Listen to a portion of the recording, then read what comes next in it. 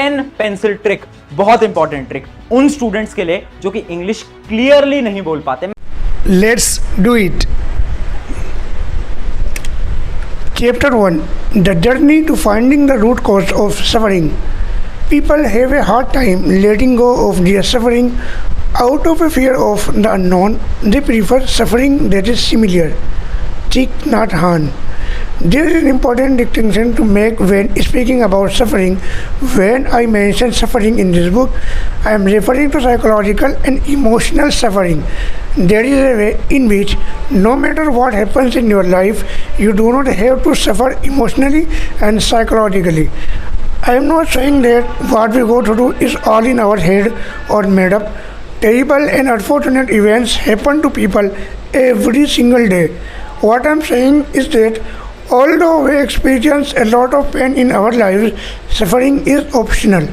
In other words, pain is unavoidable, but how we react to the events and circumstances that happens in our life is up to us, and that will dictate whether we suffer or not.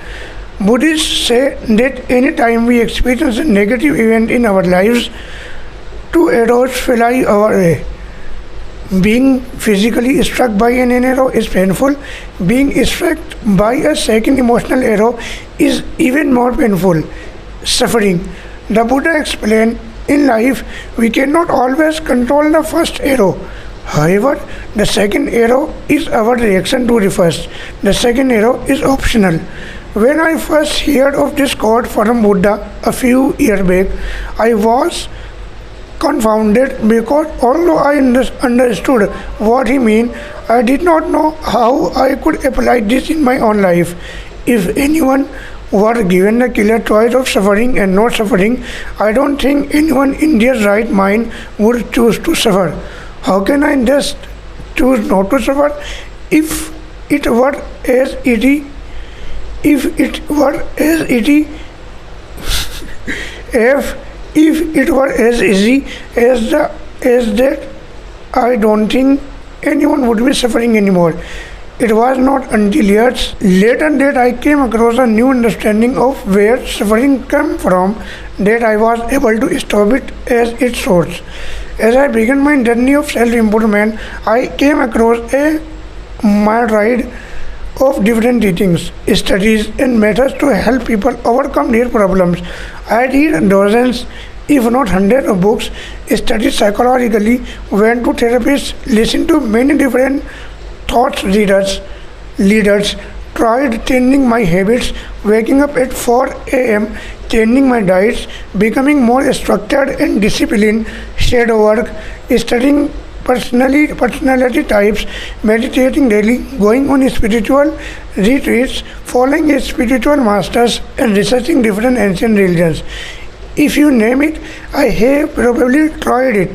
I was desperate to find an answer because I wanted to know how to stop suffering in my own life as well as help others to do the same. Although some of these still always felt extremely anxious, fear, unfulfilled, irritated, angry, frustrated, and heavy every day. Even after doing all of that, I still did not discover the answer, and if I am being honest, I was even more lost than before I started on this quest. I felt purposeless, hopeless, and directionless. I did not know what to do anymore, where to look, or who to talk to. It was not until I was in my darkest hours that a glimmer of hope began to lead me to the light. All of a sudden, after years and years of searching, I stumbled upon one of my first mentors that taught me how to become a coach, and he revealed to me the answer of how I can alleviate my own suffering.